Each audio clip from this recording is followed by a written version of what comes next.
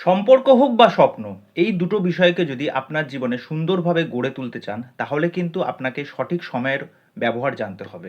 এটাকে সেরকমভাবে যত্ন দিতে হবে, ভালোবাসা দিতে হবে। নমস্কার, আমি প্রত্যয় নতুন ভিডিওতে আপনাদের সকলকে স্বাগত।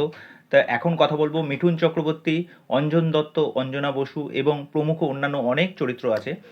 তাদের ছবি 'শ্রীমান ভার্সেস শ্রীমতী' যেইটা নিয়ে এতদিনের অপেক্ষা। তা গতকাল আপনারা সকলেই জানেন যে সেখানে আমি উপস্থিত ছিলাম, আমাকে ইনভাইট করা হয় এবং একটা দুর্দান্ত অভিজ্ঞতা। এই সংক্রান্ত সমস্ত ভিডিও বা ইন্টারভিউ একটার পর একটা আসবে। তার ট্রেলার হিসেবে দেখতে গেলে এই ট্রেলারটা কিসের কথা বলছে? দেখুন, বর্তমান যেরকম পরিস্থিতি চলছে, ডিভোর্সের পরিমাণ প্রচুর পরিমাণে বেড়ে যাচ্ছে। এই ঘটনাকে লক্ষ্য রেখেই কিন্তু পথিকৃৎ বসু এরকম একটা কাহিনী আমাদের সামনে নিয়ে এসেছেন। এবং মিঠুন চক্রবর্তীকে আমরা বরাবর যে চরিত্রে অভিনয় করতে দেখি, তিনি সেই চরিত্রটাকে যথাযথভাবে স্ক্রিনে দুর্দান্তভাবে ফুটিয়ে তোলেন। এবং মিঠুন চক্রবর্তী এই সিনেমায় তার সেই ধারাটা কিন্তু অব্যাহত রাখতে পেরেছেন। প্রথমেই যেই মানুষটার প্রশংসা করতে হয় তিনি হচ্ছেন পথিকৃৎ বসু। তিনি কিন্তু বারংবার এটা প্রমাণ করে দিয়েছেন। তার চিন্তাভাবনা কিন্তু অন্য সমস্ত পরিচালকদের থেকে একদমই কিন্তু আলাদা। দেখুন, তার বিগত যে কয়েকটা কাজ আমি দেখেছি, সেটা কিন্তু প্রশংসার দাবি রাখতেই হয়। তার ট্রেলারটা আমাদের কাছে যেভাবে আসছে, আমরা দেখতে পাচ্ছি দুটো সময়ের কিন্তু গল্প বলছে। যেখানে সত্যম এবং রোশনি, তারা চরিত্রটা পাঠ করতে চলেছে মিঠুন চক্রবর্তী এবং অঞ্জনা বসুর। এবং পরমব্রত এবং মধুমিতা সরকার, তারা কিন্তু এখনকার সময় দুজন কাপেল।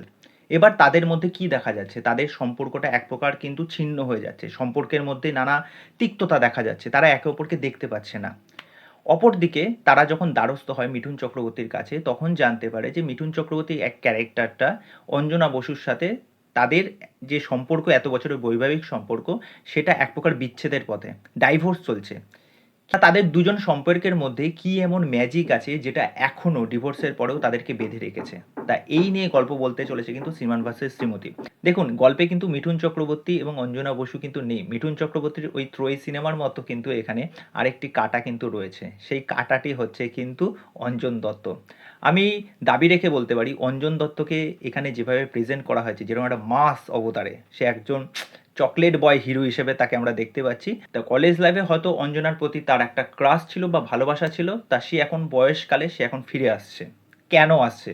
তার কি কোনো স্বার্থ আছে? হ্যাঁ, অবশ্যই স্বার্থ আছে। দেখুন, মিঠুন চক্রবর্তীর সাথে তো অঞ্জনা বসুর সম্পর্কের তো এক প্রকার ইতি টেনেই গেছে। কিন্তু সেই জায়গায় দাঁড়িয়ে থেকে অঞ্জন দত্ত এবার কি করবে? এটাই হচ্ছে দেখার। এই ট্রেলারের মধ্যে যেটা সবচেয়ে মজার পার্ট, এখানে যে মেটা রেফারেন্সগুলো ইউজ করা হয়েছে, একদম শেষ পোর্শনে গিয়ে দেখবেন একটা মেটা রেফারেন্স আছে, ওই জায়গাটা ব্যাপক।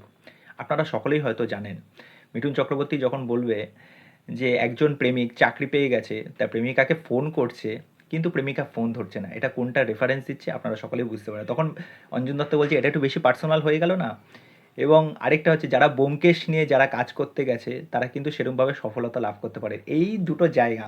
আর হচ্ছে টিজার লেভেলেও যে একটা লাইন এসেছিল যে প্রজাপতি সিনেমাটা দেখার পর সব বয়স্কদেরই বিয়ে করার প্রতি একটা ইচ্ছা যেন বেড়ে যাচ্ছে।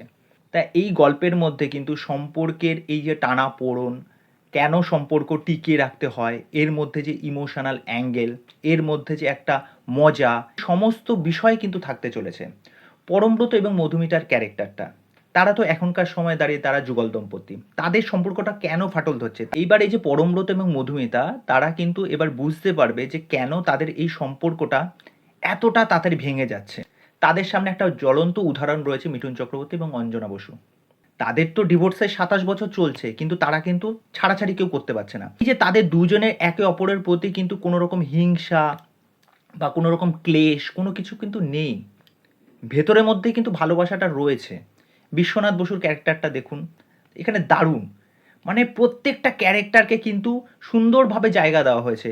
সুতরাং এই গল্পের মধ্যে কিন্তু আপনারা সমস্ত কিছু ফ্লেভার পাবেন। এটা আমি দাবি রেখে বলতে পারি। আর এই সিনেমার যে দুটো গান এসেছে, গান দুটো তো সত্যিই খুব ভালো হয়েছে।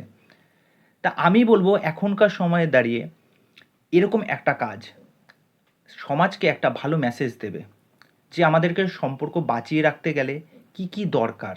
এবং মিঠুন চক্রবর্তীকে যারা ভগবান স্বরূপ মনে করেন, তার কাজকে এত বছর ধরে ভালোবাসা দিয়ে এসেছেন, মিঠুন চক্রবর্তীর একটা ব্যাপক ফ্যান ফলোয়িং আছে, তারা তো অবশ্যই এই কাজটা দেখবার জন্য উৎসাহী হয়ে থাকবে। তাহলে পয়লা মে আসতে চলেছে কিন্তু শ্রীমান ভার্সেস শ্রীমতী। তা শ্রীমান ভার্সেস শ্রীমতী নিয়ে আপনাদের কি মতামত, সেটা কিন্তু অবশ্যই আমাকে কমেন্ট করে জানাবেন। ওকে, তা চলো আজকের ভিডিও এখানেই শেষ করছি। পরবর্তী ভিডিওতে আবার দেখা হচ্ছে। বাই।